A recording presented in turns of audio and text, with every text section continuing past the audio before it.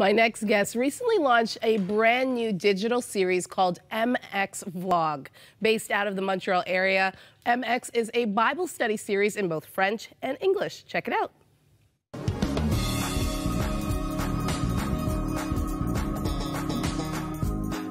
Welcome to Inspirational Moments with me, Nahomies Acelin from Ministère, ResureXion Vlogs. We're so excited about what God is about to do in this season. I'm here just to share some inspiration, to share some knowledge, to share about what God could do in your life today. Bonjour, bienvenue à MX Vlog. Donc, je me présente Cynthia Gaspard et aujourd'hui, j'ai une parole avec plein d'amour, une parole du Seigneur à partager avec vous. Welcome, Cynthia Gaspard and Nahomie Acelin. Welcome, both of you. Thank you for having us. So tell me about why you decided to start this vlog.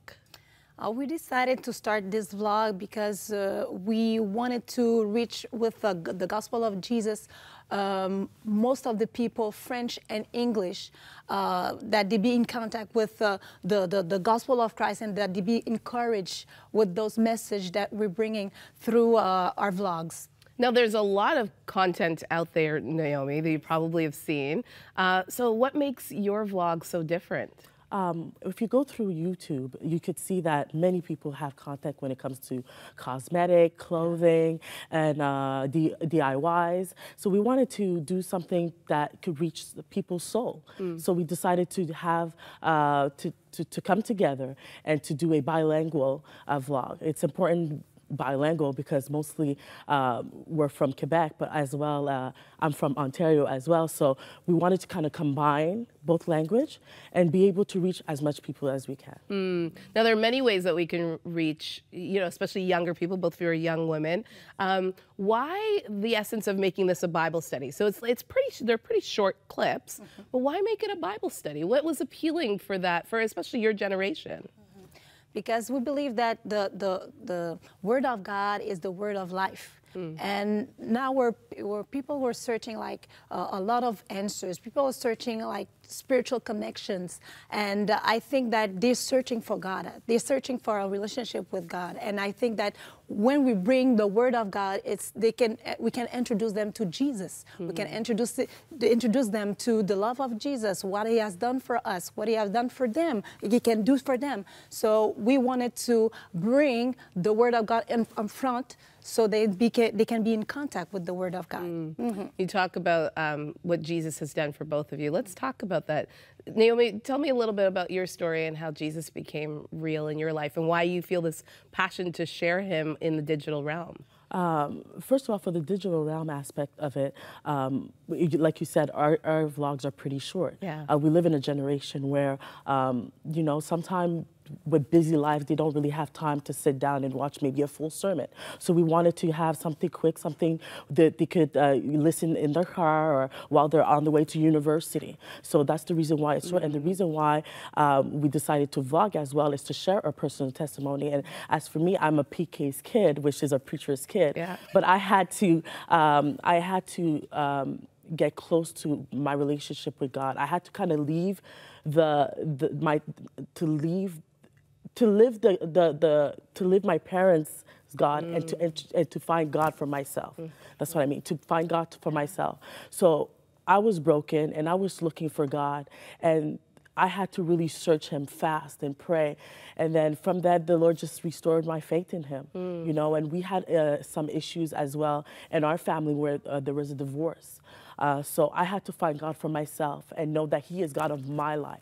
Yeah. So that's how important He was for me. And I find that interesting because, as I talk to some, people, we meet many people, and when I ask them sometimes that question of how did Jesus become real in your life, sometimes we rely on our parents' faith, right? So when you talk about fasting and praying, these are words that, maybe some people are not familiar with. So obviously there was a relationship there. Why did you feel that you wanted to dig deeper into this person named Jesus? First of all, is that I had to go through my own journey. Yes, I had my parents' faith, but I'm an individual, and God was talking to me, and He was reaching out to me. So gradually, I use the word fasting, which is something that you know about when you're you're born in the church. But even though I knew about the word, but I needed to search it for myself. And then gradually, God was just pulling on my heartstrings, and then gradually, I was just going towards Him, and then He just opened my heart so I could receive it for myself. Cynthia, your story, also, you know, an interesting story of how you came to Jesus, and there was actually a time where you wanted to take your life. Yes, yes, because my father is a pastor. Both PK kids. Yeah, PK kids, yeah. Yeah, high five, sorry. And as Naomi said, you know, I find myself in a place where I didn't want to get too involved with the church because I didn't feel that it was reaching out to me because it was from inside of me. It was from my parents, it was from other people, but not, it wasn't reaching me. So in my teenage year, I began to go to like many places, get into bad relationships, and I had up like a broken woman, young woman, and I wanted to I wanted to suicide myself because I felt that I had no future. And during the time that I was supposed to do the improbable, I heard a voice, and the voice told me, where are you going to spend your eternity? Where are you going to spend your eternity? And I know it wasn't from me. I know it was God that was speaking to me. And I fell on my knees and I said, Lord, take my life. I don't know what to do with it. I need you in my life. Come into my life. And I felt like something was coming into me, like something very light. And I felt that the love of God was coming upon me. Until that day, my life has changed periodly, and I find a new faith, a new taste in life, and I met my husband. You know, God has turned things around. Now we are planting our church, ÉGLISE la Mission, donc at Montreal. So God has turned everything around. Yeah. And I find in the Bible in Jeremiah 29, verse 11, for I know the plans that I form upon you, plans to prosper you, not harm you, to give you a future and hope. And I said, Lord, you have a future for me.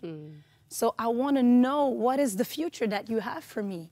And God has started like showing me, you know, the way that I supposed to go, and people, wonderful people that I met, and that was helping me growing in my faith with Christ.